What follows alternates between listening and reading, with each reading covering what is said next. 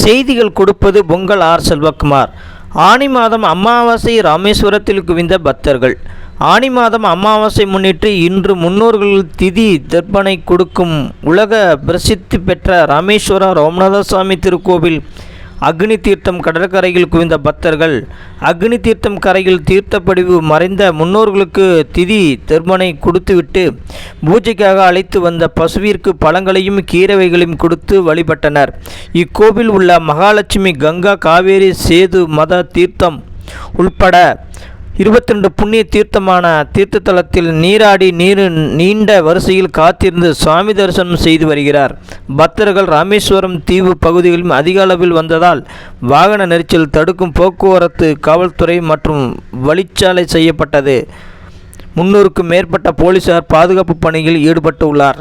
7X maths news செய்திகளுக்காக ராமேஸ்வரத்திலிருந்து